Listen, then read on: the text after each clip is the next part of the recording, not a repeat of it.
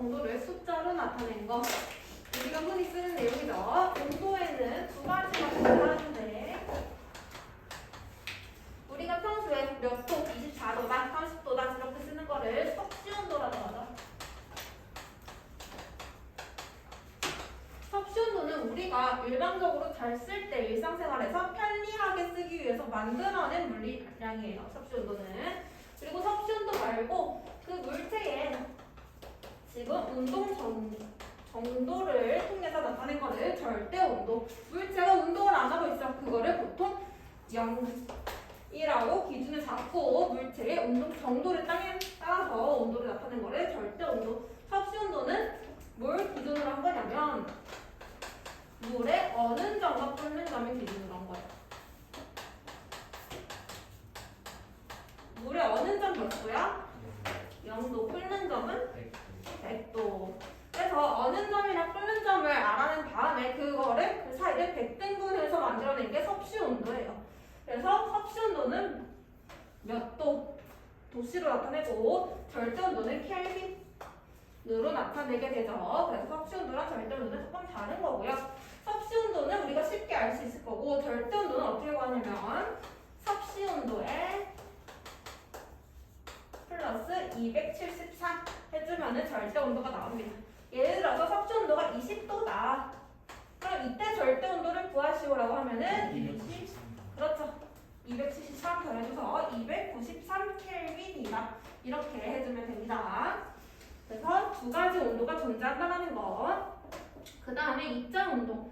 물질을 이루고 있는 입자들의 움직임을 입자 운동이라고 하는데 온도가 높아지면 높아질수록 입자 운동 어떻게 돼? 활발해지죠. 그래서 온도랑 입자 운동은 관련이 있고요. 아까 말했듯이 이 입자 운동에 따라서 나타낸 게 절대 온도예요. 그래서 온도가 높아질수록 입자 운동을 활발해지게 된다. 왜냐하면 온도가 높아지게 되면은 열 에너지가 더 많아질 거죠. 열 에너지가 많아지니까 이 에너지를 운동하는 데 쓰는 거야. 그래서 운동을 더 활발히 하게 된다라는 얘기입니다. 그 다음에 두 번째, 온도랑 비슷한 얘기로 열이 나와 있습니다. 열은 온도가 높은 물체에서 온도가 낮은 물체로 이동하는 에너지다 라고 되어 있는데 우리가 보통 그냥 따뜻한 물이랑 차가운 물을 섞으면은 그 두 개의 온도가 같아지게 되죠. 이때 이동하는 에너지를 열이라고 하는 거야. 열. 근데 이 열은 방향성이 있어요. 아무 데나 움직이는 거 아니고 항상 온도가 높은 곳, 온도가 높은 곳에서 낮은 곳으로만 이동할 수 있어요. 반대로 온도가 낮은 곳에서 높은 곳으로는 이동이 불가능해요. 이거를 우리 고등 과정에 가면은 열역학 제2법칙이라고 부릅니다.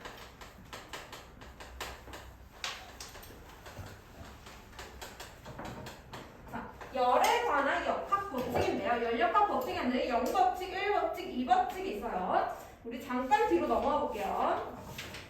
자, 101페이지 와보세요. 101페이지.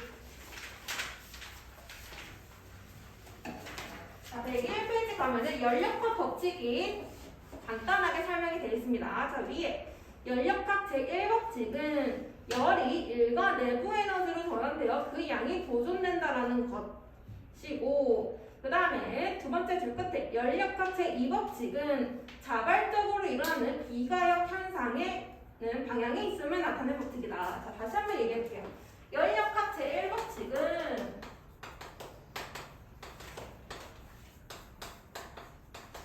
에너지 보존이랑 관련된 얘기를 하고 있는 거야.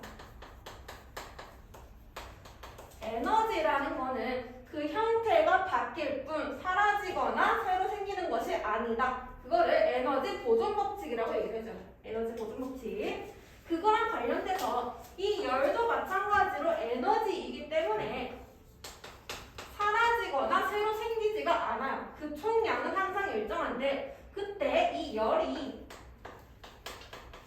일이나 아니면은 그 내부에 있는 입자들이 가지는 내부 에너지로 전환이 가능해요. 열이 없어지는 게 아니라 열을 통해서 일을 하거나 아니면 내부에 있는 입자들이 가지고 있는 에너지로 전환이 가능합니다. 이렇게도 전환이 가능하고 이렇게도 전환이 가능한데 이렇게 해서 에너지가 없어지지 않고 보존된다. 이거를 열역학 제1법칙이라고 해서요. 그래서 얘를 기호로 나타내게 되면은 열의 기호는 Q로 씁니다. Q. 열의 기호는 Q. 그 다음에 일의 기호는 W. 내부 에너지의 기호는 U. 그래서 열은 그 물체가 한 일 더하기 물체의 내부 에너지의 변화량으로 나타내게 돼요. 내부 에너지 변화량. 이거 이제 고등과정 가면은 자주 볼 수 있는 식이에요. Q는 W 더하기 델타 U. 열은 1이랑 내부 에너지를 나눌 수 있다. 이게 열역학 제1법칙에 관한 거고, 그 다음에 이제 우리가 배우는 열역학 제2법칙.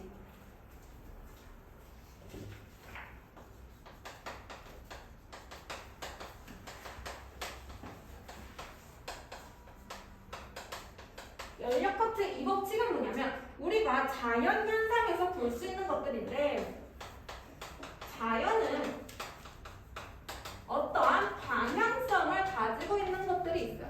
예를 들어서 물에 내가 잉크를 툭 하고 떨어뜨렸어. 물이 있는데 내가 여기 잉크를 떨어뜨린 거야. 그럼 잉크가 어떻게 돼? 퍼져. 잉크가 퍼지게 되지. 잉크가 이렇게 퍼지게 되는데 반대로 잉크를 내가 퍼트려서 떨어뜨렸어. 근데 잉크가 한 점으로 모일 수 있어? 없지? 이런 식으로 어떤 것들은 방향성을 가지고 있는 것들이 있어요. 방향성. 자연적으로 그냥 방향성이 있는 것들이 있어. 근데 그 방향성이 양방향으로 가능한 거. 방금 말했듯이 퍼지는 것도 가능하고 모이는 것도 가능하고 이렇게 양방향이 가능한 것들을 우리가 가역적이다라고 표현하고, 한 방향만 가능한 거를 비가역적이다라고 표현해요.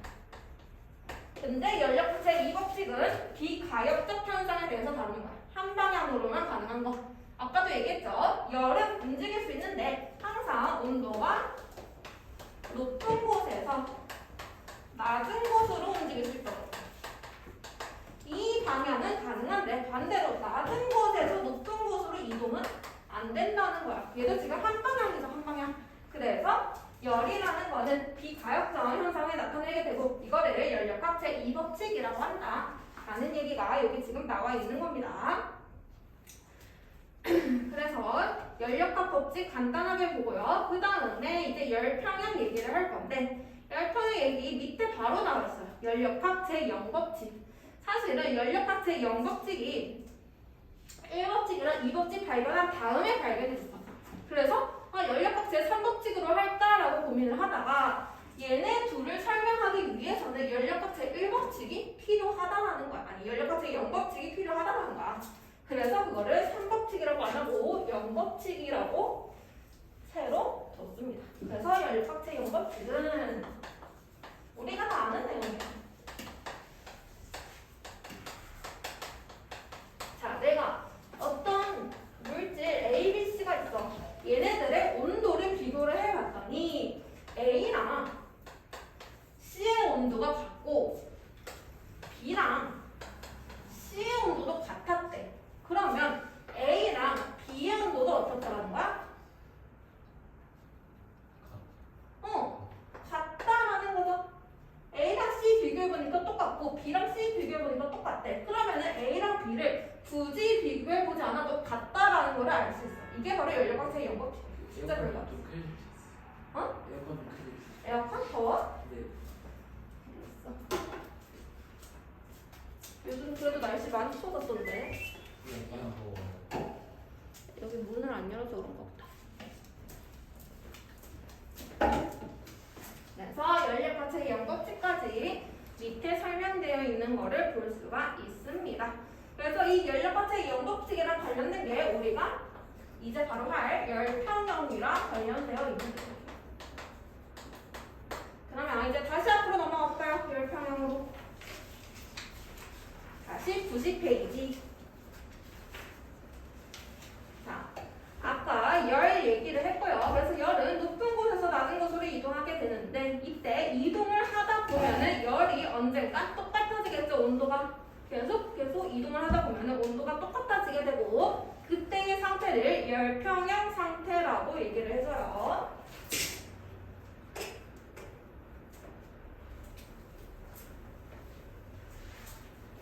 자, 내가 비커에 가운데를 판박이로 막아놓고 한쪽에는 따뜻한 물을 넣어놓고 반대쪽에는 차가운 물을 넣어놓는 거야. 그리고 나서 이 판을 들었어. 이 판을 없앴어. 그러면은 열은 어디서 어디로 움직인다고? 높은 곳에서 낮은 곳으로 이동한다고. 그러다 보면은 이 둘 중간 정도에서 온도가 똑같아지겠죠? 그때의 상태를 열평형 상태라고 한다고 했어요. 그래서 이거를 내가 그래프로 나타내 볼게.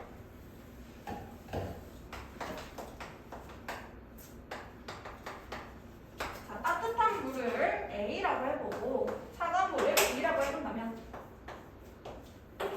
A는 처음에 온도가 높았겠지? A는 B보다 처음 온도가 높았는데 B랑 같이 있으면은 온도가 점점 낮아지다가 어느 순간 일정해지는 상태가 있겠죠. 열평형 상태에 도달하게 되면 반대로 B는 온도가 낮았는데 A를 만나서 올라가다가 같이 중간 정도에서 만나게 되겠죠. 이때를 뭐라고 한다고? 열평형이라고 한다고. 근데 만약에 A, B의 양이 똑같지 않고 A의 양이 훨씬 많았어. 그러면은 이 그래프가 위로 올라갈까 아래로 내려갈까? 열평형이 좀 더 높은 온도에서 일어날까 낮은 온도에서 일어날까? 뜨거운 물이 더 많으면은 열평형 상태에 도달했을 때 그 온도가 더 높을 것이야. 그래서 그래프가 위로 올라가야 돼.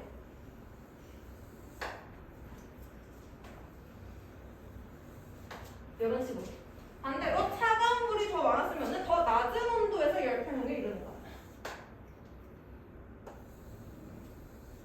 이런 식으로. 그래서 뜨거운 물체가 많다. 그러면 뜨거운 쪽에서 열평형을 이루고 차가운 물이 많다. 그러면 차가운 쪽에서 열평형을 이루게 됩니다.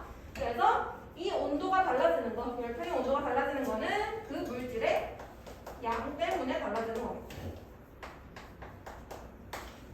물질의 양에 따라서 그래프가 위로 올라가거나 아래로 내려오거나 그럴 수 있고 그 다음에 그러면은 여기서 이제 열이 이동하는데 A에서 B 쪽으로 열이 이동을 할 거예요. 그러면 A는 열 에너지를 잃겠지?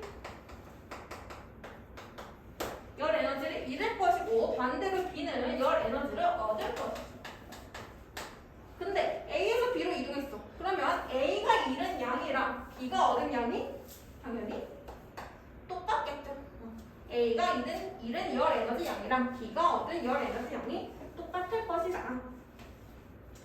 그래서 이 중간에 표를 보면은 온도가 높은 물체는 열을 잃을 것이고 그 다음에 온도는 낮아지고 입자 운동은 온도 낮아지니까 당연히 둔해지겠죠.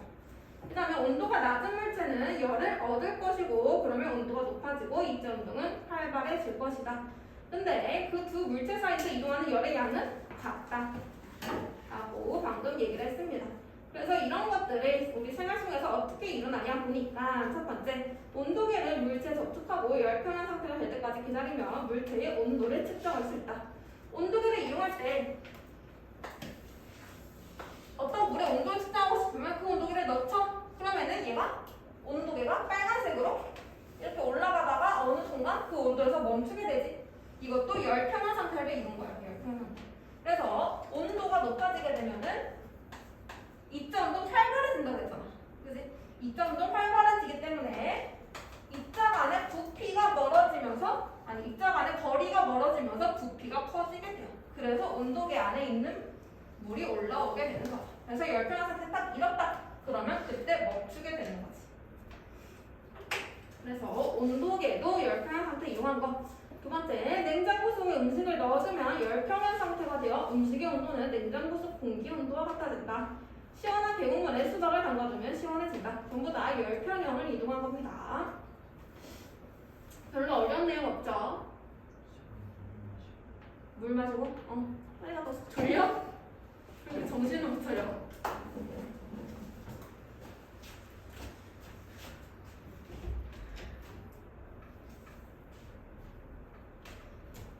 자, 여기까지 혹시 질문 있어요? 노? 그러면은 92페이지 넘어가서 문제 풀어볼게요.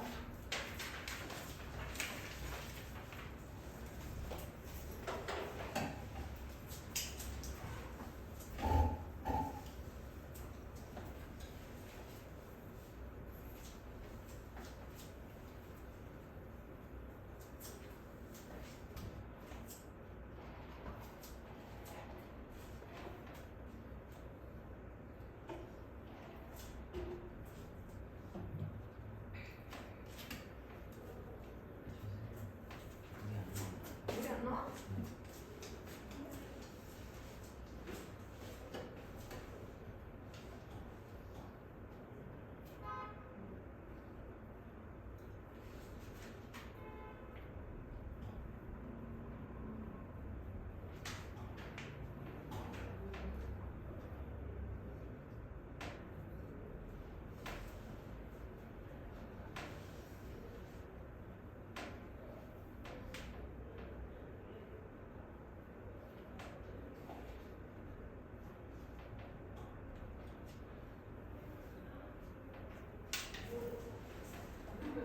못 마시겠지. 이제 쉬는 시간에 2분 정도 마시고.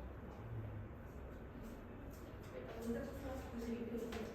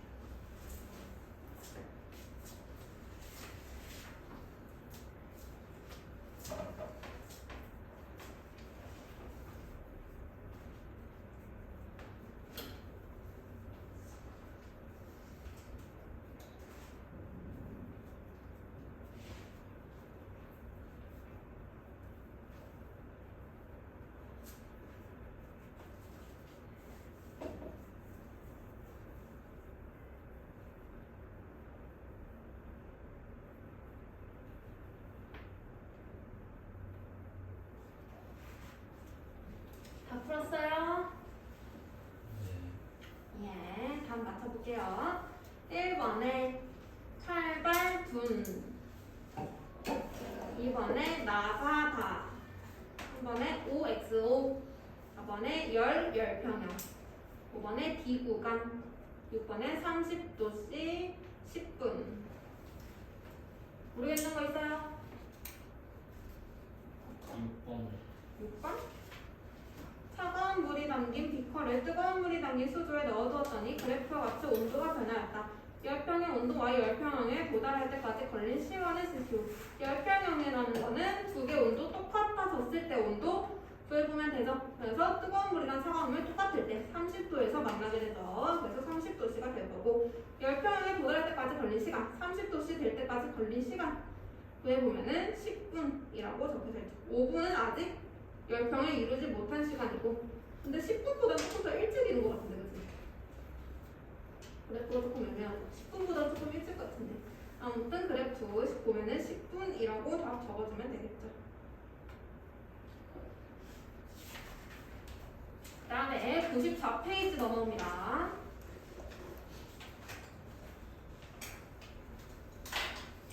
94페이지 넘으면은 탐구 자료 하나 나와 있어요. 같이 볼게요. 가정 첫 번째. 찬물 200ml에 200ml를 열량계에 넣는다.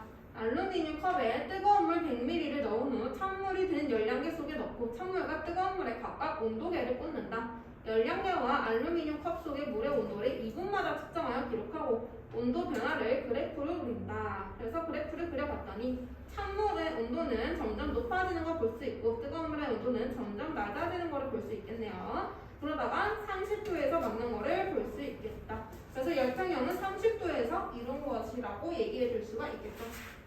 그리고 이때 열평형 시간은 6분이다 라고 얘기해 줄 수 있겠네요.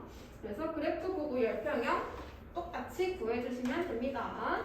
그럼 94페이지 1, 2, 3번 문제 풀어볼까요?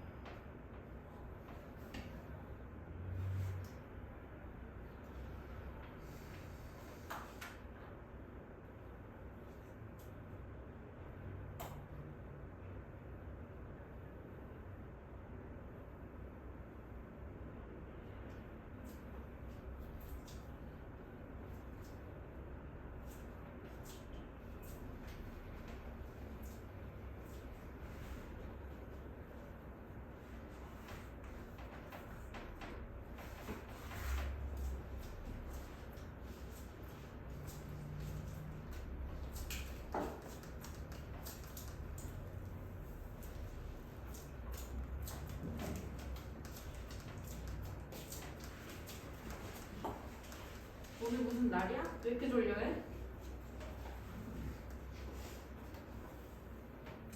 자, 다음 맞춰봅시다.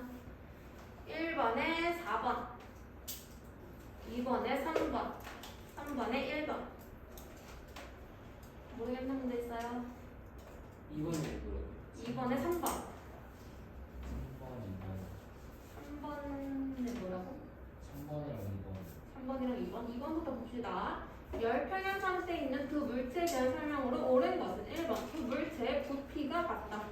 부피가 같은 게 아니라 그 물체의 온도 같은 거죠. 부피는 다를 수 있지. 어떤 물체가 더 많냐에 따라서. 그죠? 부피는 다를 수 있다. 2번. 두 물체의 입자 운동이 멈춘다. 입자 운동이 멈추는 건 아니에요. 그냥 똑같이 운동을 할 뿐. 그때도 온도 있으니까 입자 운동 똑같이 하겠죠. 3번. 두 물체 온도는 더 이상 변하지 않는다. 그죠? 열평형 상태에 있으면 더 이상 온도 변하지 않는다. 4번. 두 물체 온도는 각각의 처음 온도보다 낮다. 아니죠. 차가운 물체는 열평을 이룬 다음에 온도 높아지잖아요. 그러니까 4번도 틀렸고. 5번.